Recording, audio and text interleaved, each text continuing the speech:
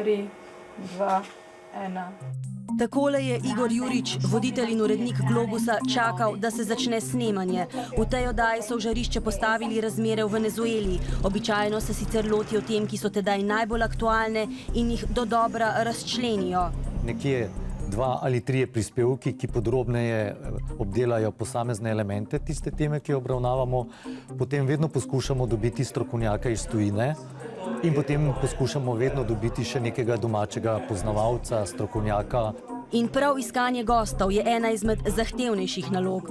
Ker ne poznaš ljudi osebno. Je ena od najpomembnejših stvari že v petek, če se le da na internetu po stricu Google, s pomočjo strica Google poiskati, kdo na tem svetu se ukvarja s kakšno temo.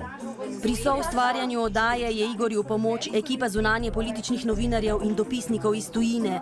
Navidezne rešljive razmere pa rešujeta redaktorja Petra Marc in Dejan Mekiš.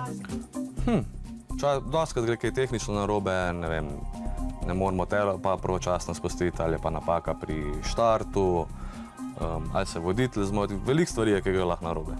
Kamera, na primer, je treba resetirati kamero, ker smo vse na virtualni sceni. Da je Boštjan Anžin ta zadnjo stvar pošiljal mi, ko je oddaja že laufala in so v bistvu vmes ustavili, zato da sem jaz pritekla gor in povedala, kdaj njega spustiti. On mi je ta prispevek pošiljal iz bencinske črpalke nekje v Srbiji, ker je bil pa vmes na poti v Makedonijo, ker je bil zmenjen z makedonskim predsednikom za izjavo, tako da je tu vse pač frčalo je po zraki vse, kar je lahko frčalo.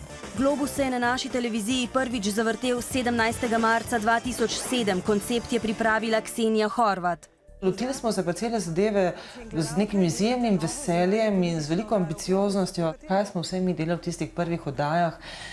Od intervjuja z Hansom Blixom, kar je bilo takrat velika stvar, on je bil takrat še vroče blago, bi se temu reklo, do nekdanjega predsednika Evropske komisije Žaka Santerja, do velikih novinarskih imen evropskega in ameriškega medijskega prostora. Tako so do zdaj pripravili že okoli 400 oddaj in ker so Globus v teh letih tudi gledalci vzeli za svojega, njegovi avtorji o spremembi zasnove ne razmišljajo.